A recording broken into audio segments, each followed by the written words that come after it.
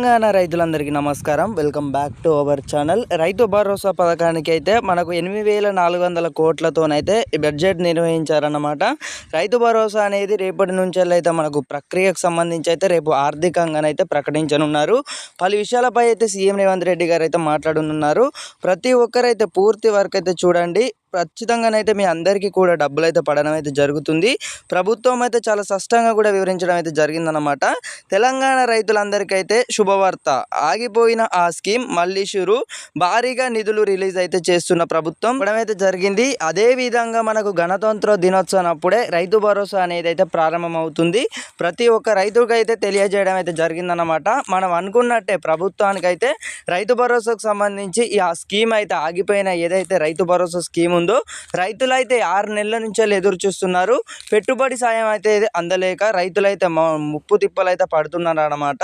తప్పకుండానైతే మనకు ఈ నెల 26వ తారీఖు అయితే డబ్బులైతే ప్రతి ఒక్క రైతు సోదరుడికి అయితే డబ్బులైతే పడనున్నాయి. రేపటి నుంచి చూసుకున్నట్టయితే మనకు రేపైతే ఆర్థికంగానైతే ప్రకటించనున్నారు. ఏవైతే బడ్జెట్ నిధులు ఉన్నాయో అలాగే మనకు యోగ్యమైన భూములకే సాగుయోగ్యమైన భూములకే ఈ రైతు భరోసా స్కీమ్ ఏదైతే ఉందో రైతుల అకౌంట్లోనైతే నగదు అయితే జమ చేయనున్నట్లయితే చాలా కఠినంగానైతే అలాగే స్పష్టంగా కూడా ప్రభుత్వం అయితే చెప్పింది. తెలంగాణలో ఉన్న 1.4 కోట్ల ఎకరాల లెక్కలైతే చెప్పిందన్నమాట. మరి వీరిలో ఎవరైతే సాగు చేస్తున్న భూములు ఈ సాగుకి యోగ్యమైన భూములు ఏవైతే ఉన్నాయో వాటిని అయితే లెక్క కట్టిందన్నమాట. ప్రభుత్వానికి అయితే ఇంత అనైతే లెక్క అయితే రావడం జరిగింది.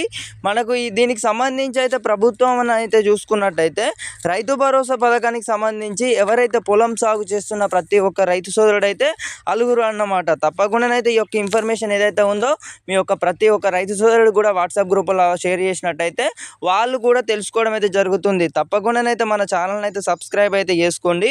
ఎందుకంటే రైతు భరోసాకు సంబంధించి ఎలాంటి అప్డేట్స్ వచ్చినా కూడా నేనైతే లేటెస్ట్ అప్డేట్స్ అయితే అందించడం అయితే జరుగుతుందన్నమాట. తప్పకుండానైతే ఛానల్ని అయితే సబ్స్క్రైబ్ అయితే చేసుకోండి. ఇక మహిళల ఖాతాలోకి ఈ నెల 26 నుంచి అయితే ఇంద్రమ్మ ఆత్మీయ భరోసా పథకం అయితే అమలు కానున్న విషయం తెలిసిందే. 2023-2024లో ఉపాధి హామీ స్కీమ్లో కనీసం 20 పని దినాలు పూర్తి చేసిన వారికి కుటుంబం యూనిట్గా దీన్ని అయితే అమలు చేయనున్నారు. కుటుంబంలోని మహిళా పెద్దగా ఎవరైతే ఉన్నారో వారి మహిళా ఖాతాలో వచ్చేసి అయితే డబ్బు అయితే జమ చేయనున్నారన్నమాట. అయితే కొన్నేళ్లగా రైతు భరోసా పథకం నిలిచిపోవడంతో రైతులు పంట దిగుబడిలో ఇబ్బందులు అయితే ఎదుర్కొన్నారని వ్యవసాయ శాఖ అధికారులు అయితే గుర్తించినట్టు సమాచారం. కాంగ్రెస్ హయాంలో రైతులు ఎలాంటి ఇబ్బందులు ఎదుర్కోవద్దని మనకు నిర్ణయించగా ఈ ప్రభుత్వాన్ని అయితే పథకానికి మళ్ళీ ప్రారంభిస్తున్నట్లు ప్రకటించింది. ఈ పథకం కోసం ఆర్థికంగానైతే మళ్ళీ ప్రారంభిస్తున్నట్లు ప్రకటించింది. ఈ పథకం కోసం ఈ ఆర్థిక సంవత్సరంలో కేంద్రం రూపాయలు 26 కోట్లు అయితే కేటాయించింది. ఇప్పుడు రాష్ట్ర ప్రభుత్వం తన వాటా కింద 20 కోట్లు అయితే మంజూరు చేసిందన్నమాట.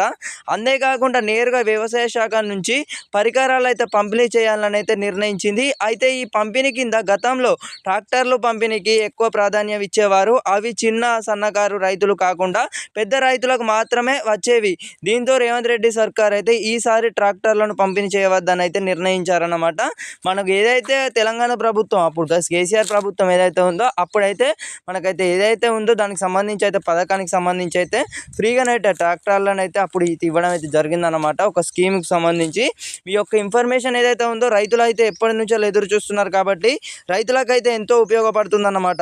తప్పకుండానైతే ఈ యొక్క ఇన్ఫర్మేషన్ అయితే నచ్చిందని అయితే నేనైతే అనుకుంటున్నాను. నచ్చడం కాదు, ఛానల్ని అయితే తప్పకుండానైతే సబ్స్క్రైబ్ అయితే చేసుకున్నట్లయితేనే మీ యొక్క ఇన్ఫర్మేషన్ ఏదైతే ఉందో అప్పుడైతే రైతు భరోసాకు సంబంధించి అప్డేట్స్ అయితే వస్తూనే ఉంటాయి. తప్పకుండానైతే ఛానల్ని అయితే సబ్స్క్రైబ్ అయితే చేసుకోండి. మీ అందరి ఖాతాలోనైతే నగదు అయితే జమ చేయనుందన్నమాట ప్రభుత్వం.